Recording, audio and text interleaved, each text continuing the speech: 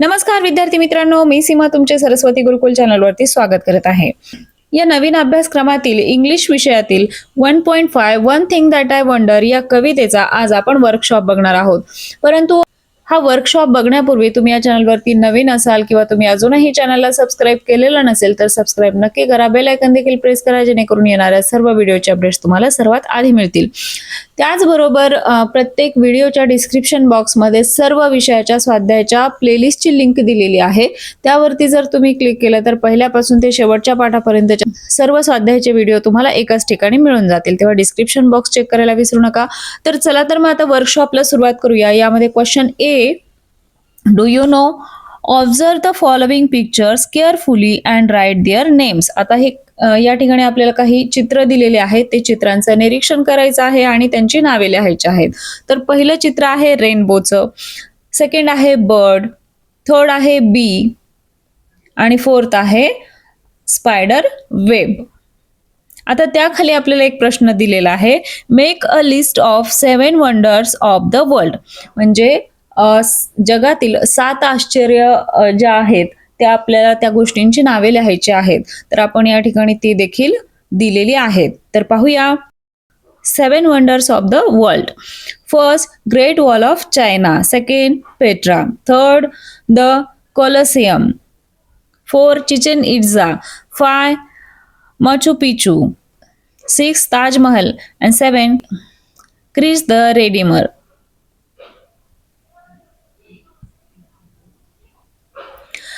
आता त्यानंतर बी मध्ये आपल्याला पोयम दिलेली आहे. सी क्वेश्चन पाहूया. List the things that the speaker wonders about. या कवितेमध्ये त्या कवीला कोणकोणत्या गोष्टीचं आश्चर्य वाटलेलं आहे त्या सर्व गोष्टी या ठिकाणी लिहायच्या आहेत. द स्पीकर वंडर्स अबाउट, कशाबद्दल आश्चर्य वाटलेलं आहे एक एक आपण पाहूयात. Why the world is round. Why cats sits in lays. Why the sky is blue. Why bunnies ground burrow under. Why birds lives in trees. Why spider have 8 legs. Why whales sleeps in the sea. Why trees grow towards the sky. तर या सर्व गोष्टींचं आश्चर्य या कवीला वाटलेलं आहे.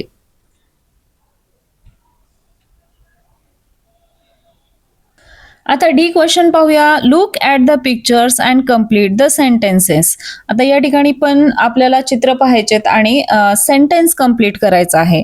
या ठिकाणी करून दिलेलं आहे. कोल, कोल कसा आहे, कोळसा कसा आहे, ब्लॅक. अँट कशी आहे, स्मॉल. शुगर केन कसा आहे, स्वीट. टर्टल कसा आहे, स्लो. आईस कसा आहे, कोल्ड. आता एक सेंटेन्स आपल्याला या ठिकाणी करून दिलेला आहे. त्या प्रकारे हे बाकीचे सेंटेन्स तयार करायचे आहे. जे करून दिलेलं आहे ते पाहूया. One thing that I wonder is why coal is black. आता या ठिकाणी कोल आणि ब्लॅक 2 वर्ड्स दिलेले आहेत, त्याचं मिळून आपल्याला सेंटेन्स बनवायचं आहे. तर बाकीचे सेंटेन्स आपण बनवून घेऊया. First, one thing that I wonder is why an ant is so small. Second, one thing that I wonder is why sugarcane is sweet. Third, one thing that wonder why a tortoise moves so slow. Fourth, one thing that I wonder is why ice is cold. तर अशा प्रकारे हे sentence आपल्याला बनवता येतील.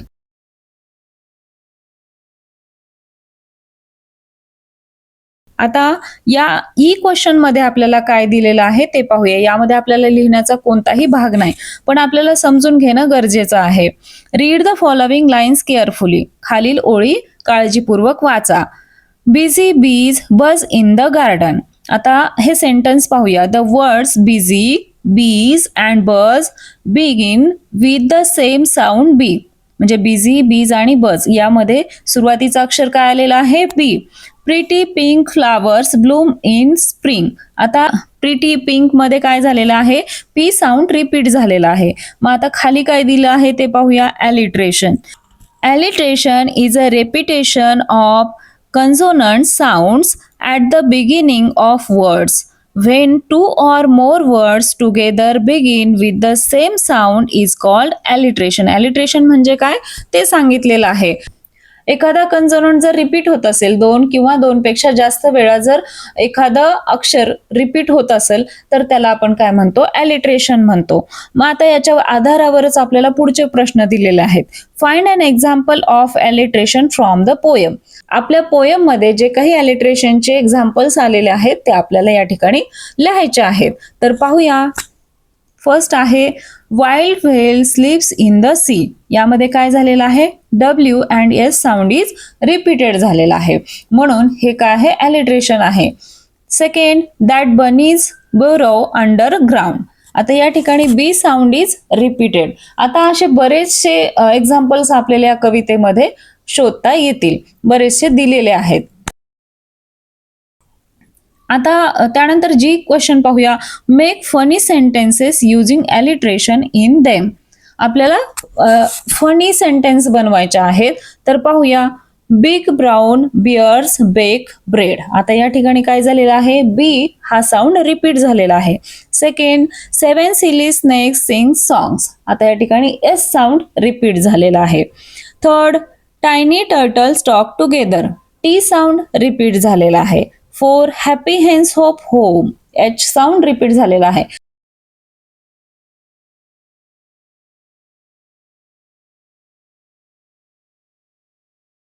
त्यानंतर या ठिकाणी काय दिलं आहे, minimal pairs.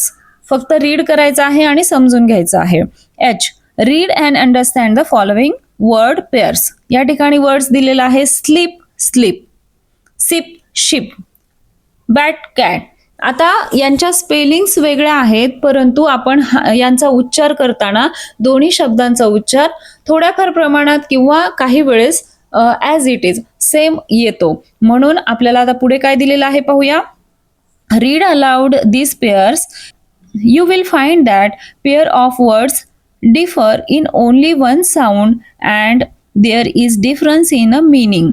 Such kind of pairs are known as minimal pair. Minimal pair म्हणजे काय सांगितलेलं आहे, म्हणजे यांचे स्पेलिंग वेगळे आहेत, उच्चारताना उच्चार सेम येतो आणि यांचं मीनिंग देखील वेगळं आहे. या ठिकाणी स्लीप आणि स्लीपचा दोन्ही शब्दांचा अर्थ वेगवेगळा होतो.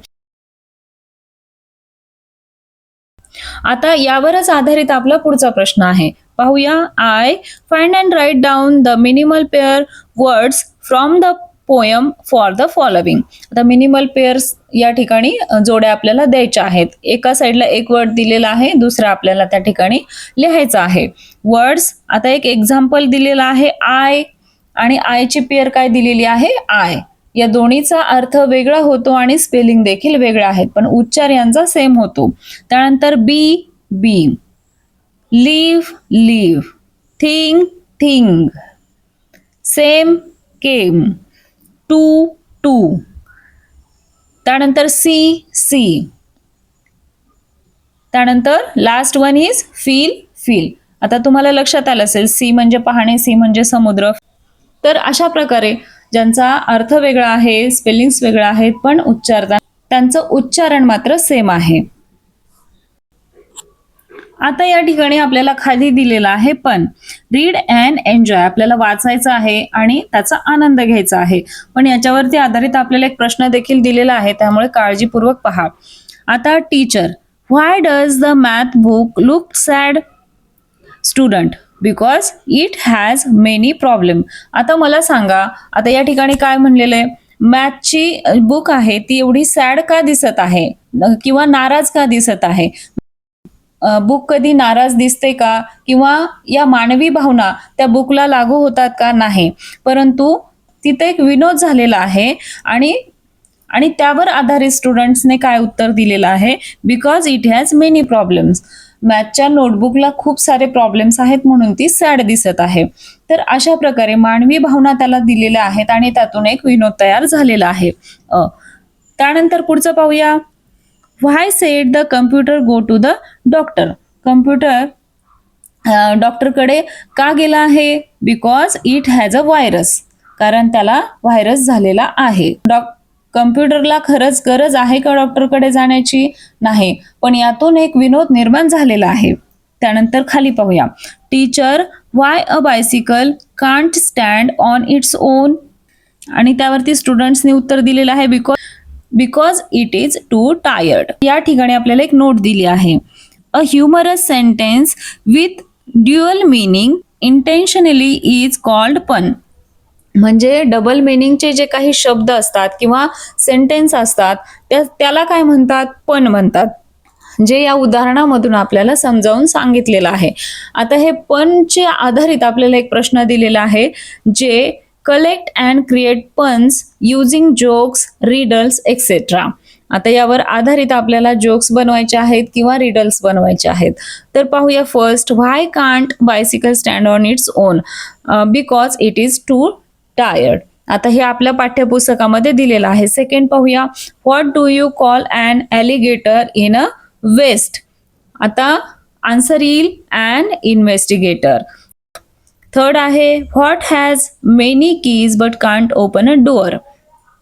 ज्याच्याकडे भरपूर साऱ्या कीज आहेत पण तो दार उघडू शकत नाही, असा कोण आहे? अ पियानो. पियानोचे जे काळे आणि पांढरे बटणं असतात त्याला कीज म्हणतात. तर ते कीज आपण प्रेस करतो पण डोर उघडतं का? नाही. तर एक विनोद यातून निर्माण झालेला आहे, तेच फक्त या ठिकाणी सांगितलेले आहे आणि त्यालाच पण असं म्हटलेलं आहे. आलं लक्षात? आशा आहे तुम्हाला सर्व प्रश्नांची उत्तरे समजले असतील. आपल्या चॅनलवरती विविध विषयांच्या स्वाध्यायाच्या व्हिडिओसोबतच विविध प्रकारचे भाषणे, पत्रलेखन, निबंधलेखन, आर्ट अँड क्राफ्ट या सर्वांचे व्हिडिओ चॅनलवरती अवेलेबल आहेत. त्याचबरोबर प्रत्येक व्हिडिओच्या डिस्क्रिप्शन बॉक्समध्ये त्या विषयाच्या प्लेलिस्टची लिंक दिलेली आहे, ज्यावरती पहिल्या पाठापासून ते शेवटच्या पाठापर्यंतचे सर्व व्हिडिओ तुम्हाला एकाच ठिकाणी मिळून जातील. तेव्हा डिस्क्रिप्शन बॉक्स चेक करायला विसरू नका. आणि अजूनही तुम्ही चॅनलला सबस्क्राईब केलेलं नसेल तर सबस्क्राईब नक्की करा. हा व्हिडिओ आवडला असेल तर व्हिडिओला लाईक करा, तुमच्या मित्रांना हा व्हिडिओ शेअर करा आणि सर्वात महत्त्वाचं म्हणजे परत एकदा सबस्क्राईब करा.